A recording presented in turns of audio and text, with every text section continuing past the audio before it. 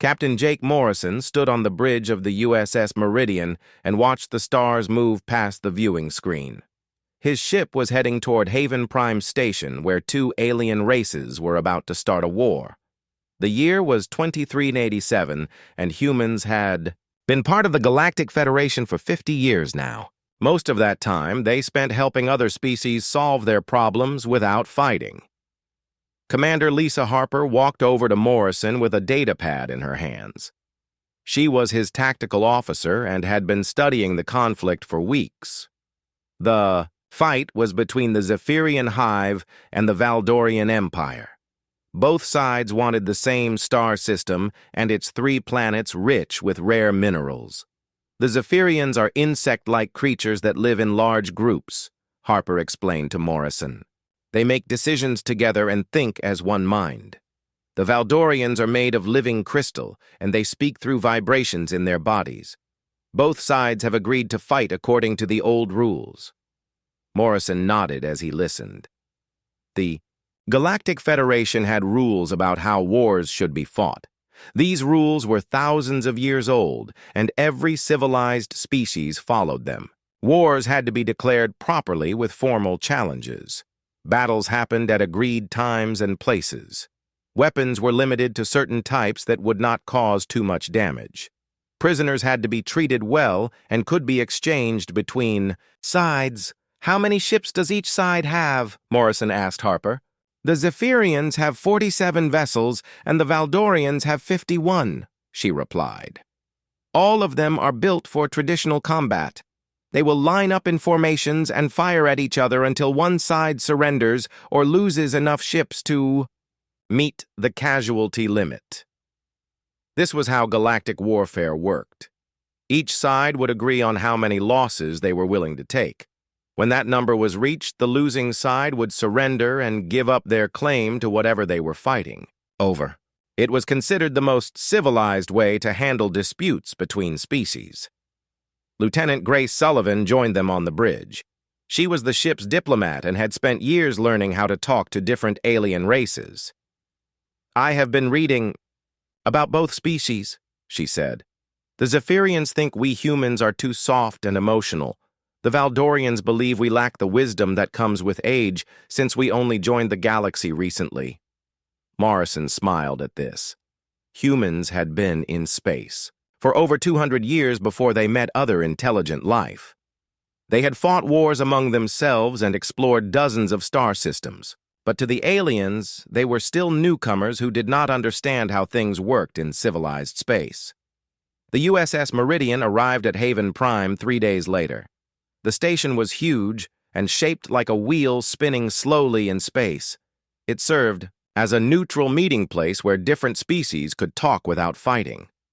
Morrison and Sullivan took a shuttle to the station, while Harper stayed on the ship to monitor both alien fleets.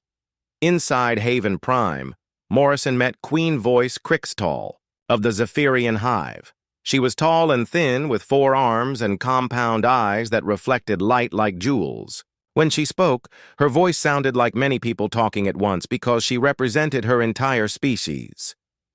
"Human Captain Morrison," Crixtall said through her translator device. "Your species has a reputation for finding peaceful solutions.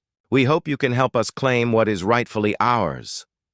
Prime Crystal Vethmore of the Valdorian Empire was different. His body looked like a walking sculpture made of blue and green crystal. Light moved through him when he communicated, and his voice sounded like musical notes. "We respect human attempts at mediation," Vethmore said. "But some conflicts cannot be avoided. The Zephyrians have no claim to the Kepler system. Our people discovered it first." For 2 days, Morrison and Sullivan worked to find a compromise. They suggested sharing the system or taking turns mining different planets. They proposed trade agreements that would benefit both sides. But neither the Zephyrians nor the Valdorians would back down from their positions. "Your people think war is terrible," Crixtall told Morrison during one meeting. "You do not understand that civilized warfare is different from the brutal fights of primitive species. We follow rules that limit damage and preserve honor."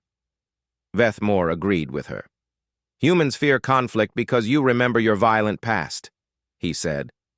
We have evolved beyond such things. Our war will be clean and quick, with minimal losses. Morrison tried to explain that any war would cause suffering, but the aliens dismissed his concerns. They believed their way of fighting was so advanced that humans could never understand it. Both sides were confident that their traditional approach would solve everything without the messy complications that human emotions might create. On the third day, a Zephyrian scout ship detected Valdorian mining operations in the disputed system. The mining had been going on for months in violation of pre-war agreements. Queen Voice Crixtal was furious and declared the mediation over. Prime Crystal Vethmore defended his people's actions, saying they had only been preparing to claim what was theirs. Both fleets began moving toward the Kepler system to begin their formal war. Morrison watched them go from the observation deck of Haven Prime. The alien ships moved in perfect formations, like pieces on a chessboard. Everything was orderly and predictable, just as galactic tradition required. They have no idea what they are really doing, Sullivan said, as she stood beside Morrison. No, Morrison replied. They think war is a game with rules. They have forgotten what real fighting looks like. The Zephyrian and Valdorian fleets met in space above the third planet of the Kepler system.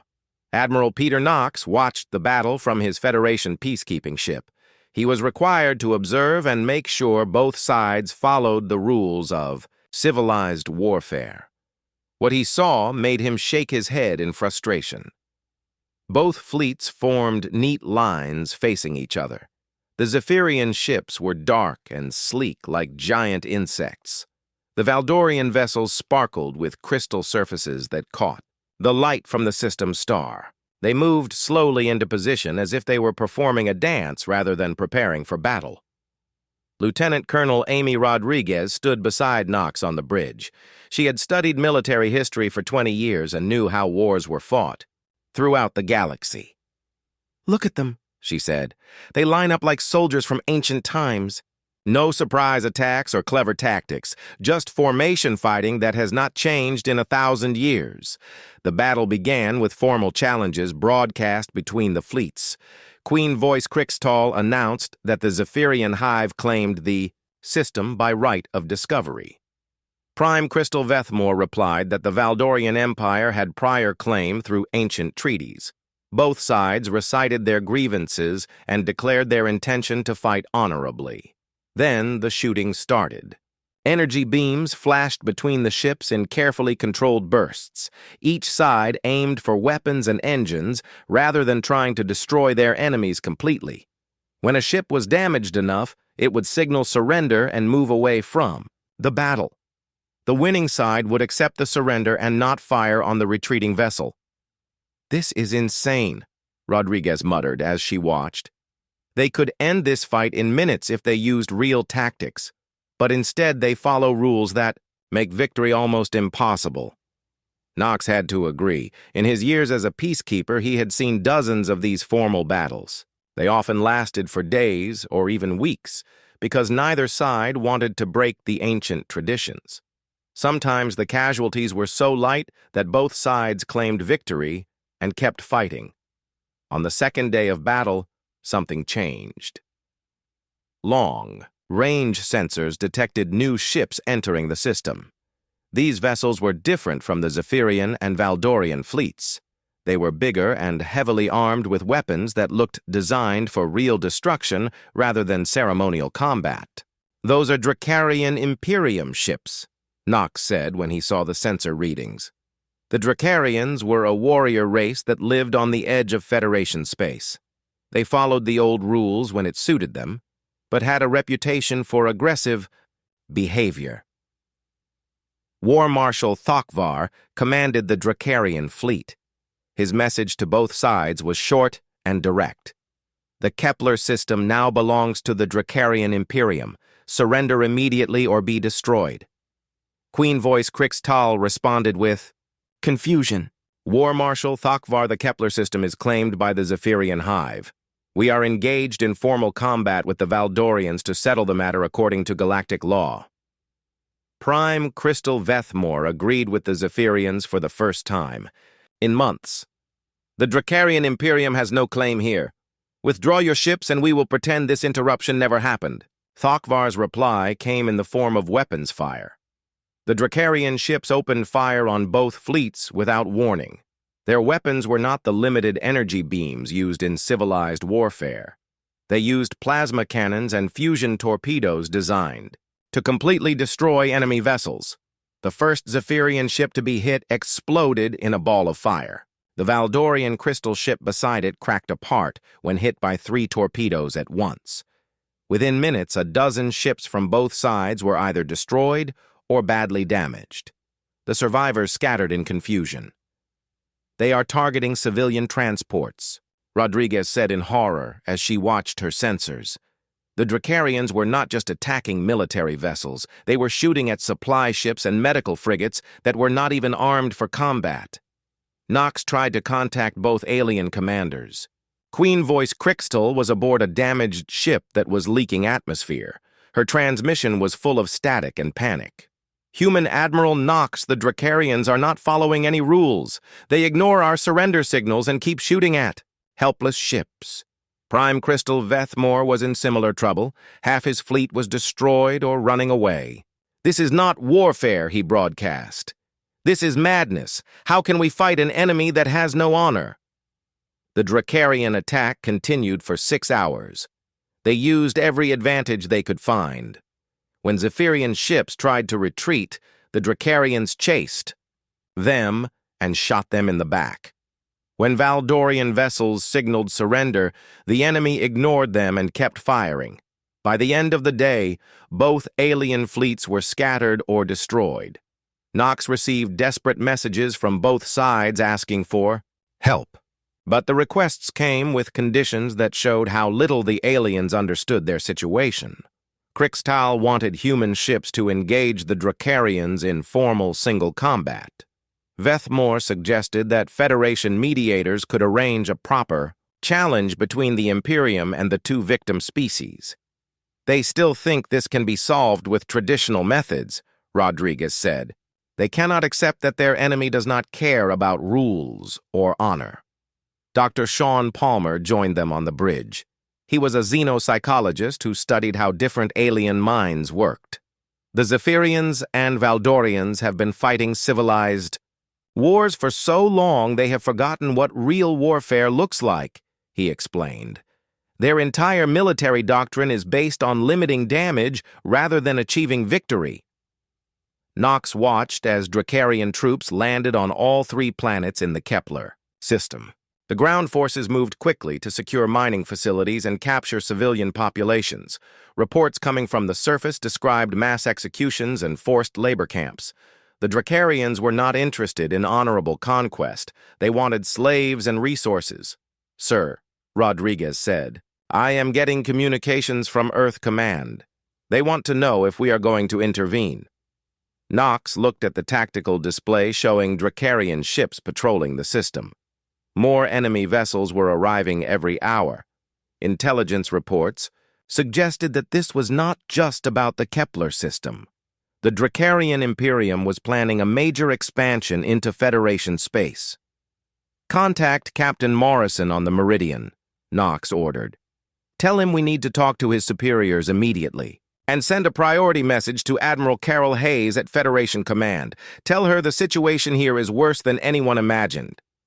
On his personal communicator, Knox received a message from his old friend General Ryan Brooks, who commanded the Human Colonial Defense Force. The message was brief but clear.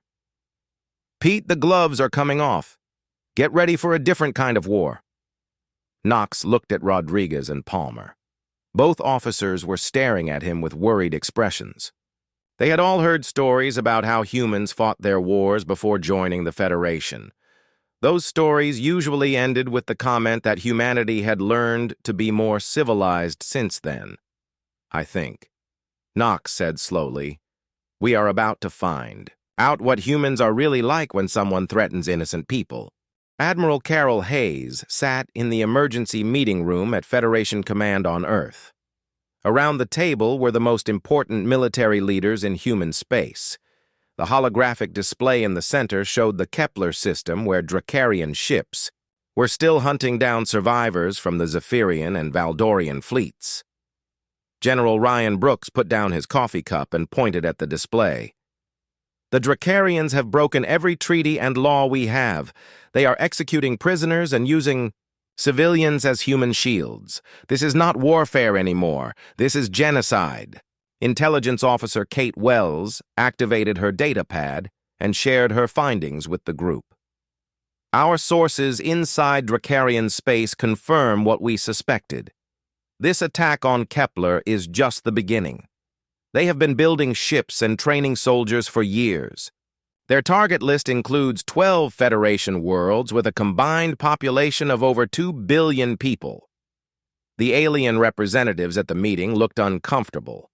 Etherian Sage Morden was a tall being with silver skin who spoke for one of the oldest civilizations in the galaxy. Admiral Hayes, surely there must be a diplomatic solution. War should be the last option after all peaceful methods have been tried. Synthari Collective Node 7 agreed with the Etherian. The Synthari were artificial beings who thought in pure logic. The Dracarian actions violate established protocols, but responding with equal violence would make humans no better than them. We suggest formal challenges and economic sanctions. Hayes looked around the table at her fellow humans. She could see the anger in their eyes. Captain Morrison had sent detailed reports about what was happening to civilian populations on the planets below. The Dracarians were not just conquering territory. They were systematically destroying everything that made their victims civilized. With respect to our alien colleagues, Hayes said carefully, the time for formal challenges has passed. The Dracarians have made their choice. Now we have to make ours. Dr. Sean Palmer had been listening to the alien suggestions with growing frustration. Sage Morden, you say we should try peaceful methods first. The Zephyrians and Valdorians tried peaceful methods. They followed every rule and tradition your species created. Where did it get them? Their fleets are destroyed, and their people are slaves. The meeting was interrupted by a priority message from Captain Morrison aboard the USS Meridian. His face appeared on the main screen, looking tired and angry. Admiral Hayes, the situation here is getting worse by the hour. The Dracarians are landing more troops on all 3 planets. They are forcing the civilian population to work in the mines under terrible conditions. We have to do something. What do the Zephyrians and Valdorians want us to do? Hayes asked. Morrison shook his head. That is the problem. Queen Voice Crixtal is asking for help, but she wants us to challenge the Dracarians to single combat according to ancient tradition. Prime Crystal Vethmore thinks we should arrange a formal tournament to settle the matter. They still do not understand what they are facing. General Brooks stood up from his chair. Then we will have to show them. Kate, what assets do we have in the area? Wells consulted her files. The 3rd Fleet is 2 days away under Admiral Tony Reed. The 7th Marine Division can be deployed within 48 hours. Special Operations Command has teams ready to go immediately. Good, Brooks said. Activate all of them. Full deployment. The alien representatives looked shocked. Sage Morden spoke first. General Brooks, surely you do not intend to violate the civilized warfare protocols. There are proper procedures that must be followed. The protocols were written to prevent unnecessary suffering, Hayes replied. They were not designed to protect genocide. The Dracarians threw away the rulebook. We are going to show them what happens when you do that. Node 7 processed this information for several seconds. Admiral Hayes' human military doctrine emphasizes overwhelming force and rapid victory. This approach conflicts with established galactic traditions that prioritize honor over efficiency. Colonel Dana Fox had been quiet during most of the meeting. She commanded the Special Forces units that would be first into action against the Dracarians. Node 7, let me explain something about human military doctrine. We do not fight wars to prove how honorable we are. We fight wars to protect innocent people and end threats as quickly as possible. But surely, Morden said, you understand that how you fight is as important as why you fight. Civilization itself depends on maintaining proper standards even during conflict. Hayes looked directly at the alien sage. Morden, I have great respect for your wisdom and your people's long history, but right now there are children in those mining camps being worked to death by Dracarian overseers. Every hour we spend talking about proper procedures is another hour of suffering for them. The meeting continued for 2 more hours, but the humans had already made their decision. While the aliens debated protocols and traditions, the human military was mobilizing for war. Ships were being loaded with weapons and supplies. Soldiers were receiving their orders and preparing for deployment. Tech specialist Alan Wright was working in the cyber warfare division when he received his mission briefing. His job was to penetrate Dracarian computer systems and cause as much damage as possible. Unlike the aliens, humans understood that modern warfare involved much more than ship-to-ship combat. Communications officer Tara Mitchell was coordinating with intelligence assets throughout Dracarian space. Human spies and informants were providing real-time information about enemy troop movements and supply lines. The humans were building a complete picture of Dracarian military capabilities, while their enemies assumed they would follow traditional combat patterns. Captain Morrison received new orders that surprised the alien observers aboard his ship. Instead of preparing for formal fleet engagement, the USS Meridian was ordered to begin reconnaissance missions deep inside Dracarian territory. The ship would use stealth technology and deception to gather intelligence while avoiding direct confrontation. Commander. Lisa Harper studied the new tactical plans with growing amazement. Captain, these orders violate every principle of honorable warfare. We are being asked to use surprise attacks and asymmetric tactics. Morrison smiled grimly. Commander, we are not fighting an honorable enemy. The Dracarians chose to throw away the rules. Now they get to learn what human warfare really looks like. The first human response came not through traditional military action, but through a coordinated cyber attack that disabled Dracarian communications across 3 star systems. Wright and his team had spent weeks studying enemy computer networks. When they struck, the Dracarians lost contact with half their fleet. At the same time, Colonel Fox's Special Forces teams began appearing behind enemy lines. They did not announce themselves or issue formal challenges. They simply rescued civilians and destroyed Dracarian supply depots before disappearing again. The enemy commanders found themselves fighting an invisible war against opponents who refused to stand still and be shot. The aliens watching these operations were horrified not by human brutality, but by human creativity. They witnessed a species that treated war as a problem to be solved rather than a ritual to be performed. Every human action was designed to achieve maximum effect with minimum risk to innocent lives. Fleet Admiral Tony Reed stood on the bridge of his flagship watching the Dracarian fleet through long-range sensors. The enemy had 57 warships arranged in perfect battle formation. They were waiting for the humans to approach and engage them in traditional combat. Reed had no intention of giving them what they expected. Commander Helen Stark was running the Psychological Warfare Division from her station on the command deck.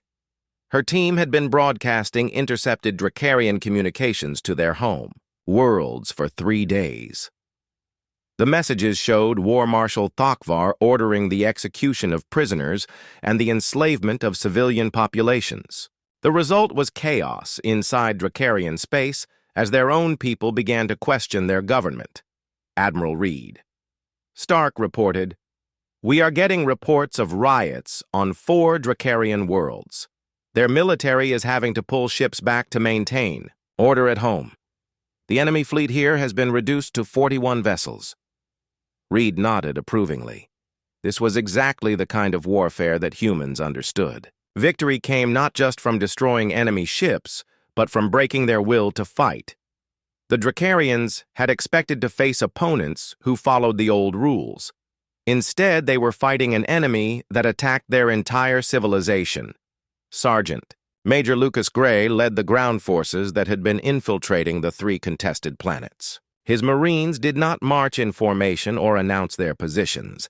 They moved at night using stealth technology and local knowledge provided by rescued civilians. When they struck at Dracarian positions, it was always from an unexpected direction. The bow. Enemy is getting paranoid, Gray reported during his daily briefing. They are pulling troops back from the mining operations to guard their bases. Production has dropped by 60% because they do not have enough soldiers to force the civilians to work. Major Claire Stevens was coordinating with the liberated civilian populations. Unlike traditional galactic warfare, where non-combatants were ignored, humans understood that civilians could be valuable allies. Stevens had organized the Zephyrians and Valdorians into resistance networks that provided intelligence and sabotaged Dracarian equipment. The locals are learning fast, Stevens told Gray. Yesterday, a group of Valdorian miners collapsed 3 tunnels and destroyed a week's worth of excavation. The Zephyrians have been putting insects into Dracarian food supplies. Their enemies are too busy being sick to patrol effectively. Intelligence analyst Rick Johnson had been studying intercepted Dracarian communications for weeks. What he discovered made the human response even more urgent. Admiral Reed, the Dracarians were not just planning to take the Kepler system. This was supposed to be the first step in a major expansion. They have target lists for 18 Federation, worlds including 3 with human colonies. Reed looked at the tactical display showing enemy positions throughout the system. The Dracarians had superior numbers and heavier weapons. In a traditional fleet engagement, they would probably win. But Reed had no intention of fighting a traditional battle. Signal all ships, Reed ordered. Begin Operation Mousetrap. The human fleet began what appeared to be a retreat. Ships turned away from the Dracarian formation and started moving toward the edge of the system. War Marshal Thokvar immediately ordered pursuit, thinking the humans were running away in fear. What Thokvar did not know was that human engineering teams led by Chief Engineer Nick Collins had spent 2 weeks preparing the outer system. They had placed automated weapon platforms on dozens of asteroids and program. 3 months after the defeat of the Dracarian fleet, the Galactic Federation convened a special tribunal to investigate human conduct during the conflict. The hearing took place on Nexus Station, the largest diplomatic facility in known space. Representatives from dozens of species gathered to determine whether humanity had violated the fundamental principles of civilized warfare. High Sage Velandra of the Etherian Council served as the chief judge. Her species had been resolving conflicts peacefully for over 10,000 years, and their wisdom was respected throughout the galaxy. She looked down at Captain Morrison, who sat at the defendant's table surrounded by his legal team. Captain Morrison, you stand accused of conducting warfare in violation of established galactic protocols, Velandra announced in her melodic voice. The charges include use of deception in combat, employment of asymmetric tactics, and failure to provide proper warning before military action. Cultural attaché. Martha Price had been working for weeks to prepare Morrison's defense. She understood that this trial was about more than one human officer. The entire future of human-alien relations would be decided by how well they could explain their actions to species that thought completely differently about warfare. Dr. Nathan Ward was the first witness called to testify. As a human anthropologist, he had studied the development of warfare throughout history. Honorable Sage Velandra human military doctrine evolved from millions of years of survival-based conflict. Unlike other species that achieved spaceflight, after establishing planetary peace, humans reached the stars while still learning the harsh lessons of competitive evolution. Are you suggesting that humans are naturally more violent than other species? Asked Crystal Judge Morleth of the Valdorian Empire. No, Your Honor, Ward replied. I am explaining that humans developed a different understanding of what warfare means. For us, war is not a ritual or a game. It is the last resort when all other methods fail to protect innocent life. Queen Voice Crixtal was called as a witness for the prosecution. The Zephyrian leader described her shock at watching human forces operate during the conflict. The human military used tactics that we had never seen before. They attacked from unexpected directions, ignored traditional battle formations, and refused to engage in honorable single combat. Defense Coordinator Chloe Adams rose to cross-examine the Zephyrian witness. Queen Voice Crixtal, how many of your people were killed during the human intervention? Crixtal consulted her records. Approximately 400 Zephyrians died during the conflict. And how many died in the 3 days before human forces arrived? Adams continued. The Zephyrian leader's voice became quieter. Over 2,000 of my people were executed by Dracarian forces in that time period. So human intervention actually reduced the rate of casualties among your population, Adams stated. Is this correct? Crixtal had to admit that this was true. Her testimony inadvertently supported the human defense rather than strengthening the prosecution's case. Field medic Julie Barnes was the next witness. She had worked directly with civilian populations during the liberation of the contested planets. Your Honors, I treated over 1,500 patients during the conflict. Most of them were Zephyrian and Valdorian civilians who had been brutalized by Dracarian forces. The humans I worked with took extraordinary risks to protect non-combatants. Can you provide specific examples? Asked Judge Hivemind Collective 7, representing the insectoid Antari species. Barnes activated a holographic display showing medical records. Private Jake Williams was shot 3 times while carrying wounded Valdorian children to safety. Corporal Amy Rodriguez spent 6 hours under enemy fire protecting a civilian shelter. Lieutenant Ben Carter refused evacuation after being wounded so he could continue treating injured prisoners. The evidence continued to support the human position. Every witness called to describe human brutality instead ended up describing human sacrifice to protect alien lives. The prosecution's case was falling apart as the facts emerged. Major Kevin Park provided the most dramatic evidence when he presented combat footage from the ground operations. The recordings showed human soldiers deliberately choosing more dangerous tactics to avoid harming nearby civilians. Your Honors, our forces could have ended the conflict in hours using orbital bombardment. Instead, they chose risky ground combat to ensure civilian safety. Prime Crystal Vethmore took the stand to describe his people's experience during the liberation. The human approach to warfare was unlike anything in our historical records. They seemed to treat every Valdorian life as if it were equally valuable to human life. This attitude is not found in traditional galactic military doctrine. Commander, Frank Martinez testified about the aftermath of the conflict. He had been working with captured Dracarian personnel to understand their motivations.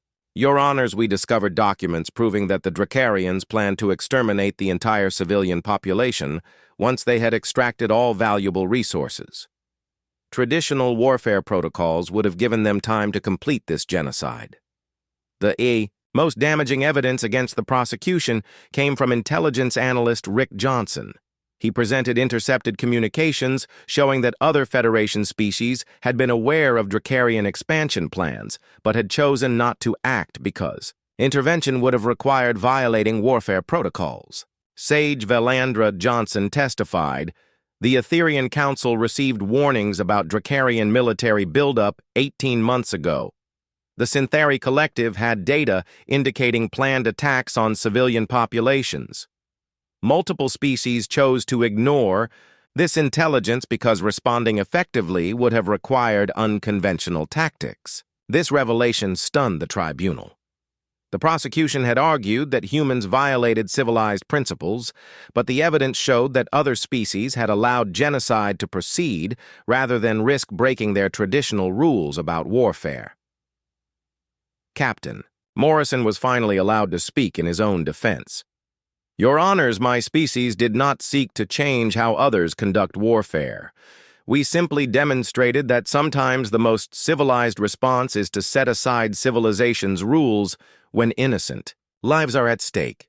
But surely you understand that how we fight wars defines who we are as civilized beings, Sage Valandra replied. Morrison looked directly at the Chief Judge. Your Honor, With respect, I believe that who we choose to protect defines who we are as civilized beings. The Dracarians followed no rules and showed no mercy. Our choice was simple. We could follow protocols and watch millions die, or we could adapt our methods to save lives. The trial continued for 2 more weeks, but the outcome was becoming clear. Every piece of evidence showed that human tactics had been more effective at protecting civilian lives than traditional approaches would have been. The aliens had to confront the fact that their ancient wisdom about warfare might not be adequate for modern threats. 6 months after the Tribunal cleared humanity of all charges, the galaxy had begun to change in ways no one expected. The Federation Council met on Earth for the first time in its history.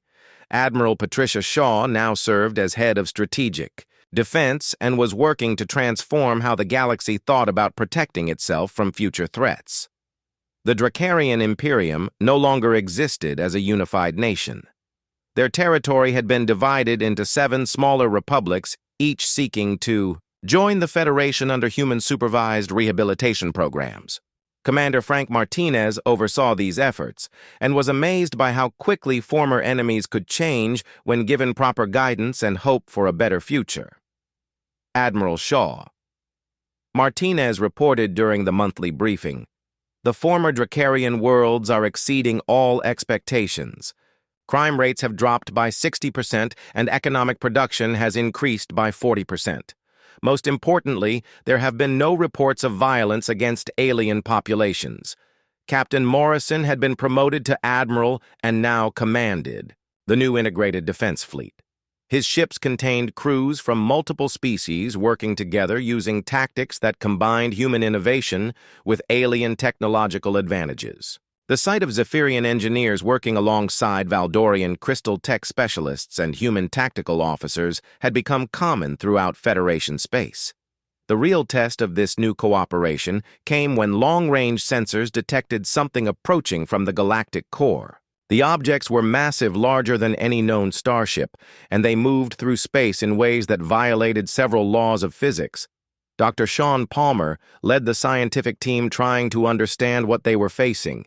"These entities do not match any known species in our databases," Palmer reported to the Emergency Council meeting. "They appear to be energy beings that have abandoned physical form. Our preliminary analysis suggests they are the Void Seekers mentioned in ancient records. The Void Seekers were legends from the earliest days of galactic civilization. According to the stories, they had been the first species to achieve interstellar travel millions of years ago. They had transcended physical existence and left the galaxy to explore other dimensions. If they were returning, it could only mean something terrible was about to happen." Lieutenant Colonel Sarah Bell coordinated the first integrated response to the new threat. Her task force included human rapid deployment specialists, Zephyrian hive mind coordination networks, and Valdorian crystal ship technology. The combination of capabilities was unlike anything the galaxy had ever seen, Admiral Morrison, Bell reported. From her flagship, the Void Seekers are not responding to any communication attempts. They are moving directly toward populated systems, and their energy signatures are disrupting space-time in ways that could destroy entire planets. The first encounter between Federation forces and the Void Seekers took place in the Centauri system. The alien entities appeared as shifting fields of dark energy that absorbed light and matter. Traditional weapons had no effect on them, and their mere presence caused electronic systems to malfunction. Zephyrian war leader Kix Noth had joined the integrated fleet and was learning human tactical doctrine. "Admiral Bell, these entities cannot be fought with conventional methods. They exist partially outside normal reality and seem to feed on the energy of living worlds." Valdorian battle crystal Morthek agreed with his former enemy. "Our crystal technology can detect their energy patterns, but we cannot predict their movements. They appear and disappear without following any logical pattern." The breakthrough came when human psychologists working with alien mystics discovered that the Void Seekers were not actually hostile. They were trying to communicate, but their method of contact was so alien that it appeared to be an attack. Dr. Palmer worked with Etherian mind speakers and Synthari logic processors to decode their messages. The Void Seekers are warning us about something coming from outside the galaxy, Palmer announced to the fleet commanders. They have been trying to prepare us for an invasion by entities that consume entire civilizations. The disruptions we interpreted as attacks were actually attempts to strengthen our defenses. This revelation changed everything. The galaxy faced a threat that could not be defeated by any single species, no matter how advanced their technology or tactics. Victory would require every civilization working together using their unique strengths while adapting to human-style rapid coordination and unconventional thinking. Admiral Shaw coordinated the largest military operation in galactic history. Human logistics specialists worked with alien manufacturers to produce new types of weapons and defenses. Zephyrian hive minds provided unprecedented coordination capabilities, while Valdorian crystal ships offered energy manipulation technology that could affect entities existing partially outside normal space. The final battle against the extragalactic invaders lasted for 3 days across 17 star systems. The victory came not through superior firepower, but through the synthesis of all species working together. Human tactical flexibility combined with alien technological superiority and cultural wisdom created a defense that no single civilization could have achieved alone. Fleet Admiral Morrison stood on the observation deck of his flagship, watching as the last invader entities retreated into the void between galaxies. Around him, officers from dozens of species worked together as naturally, as if they had been allies for centuries rather than months. "Admiral Morrison," Queen Voice Crystal said, as she joined him at the viewing port. "When we first met your people, we thought you were too emotional and unpredictable to understand civilized warfare. We were wrong about what civilization means. Prime." Crystal Vethmore agreed with the Zephyrian leader. "Your species taught us that true civilization is not about following ancient rules. It is about adapting to protect those who cannot protect themselves." Morrison smiled as he watched human and alien children playing together on a dozen worlds, visible through the ship's long-range sensors. "We never wanted to change how you fight wars. We just wanted to show you that sometimes the most civilized thing you can do is forget about being civilized and focus on keeping people alive." The galaxy had learned that humanity's true face in warfare came not from aggression or ruthlessness, but from their absolute commitment to protecting innocent life, even when it required breaking every rule and tradition their allies held sacred.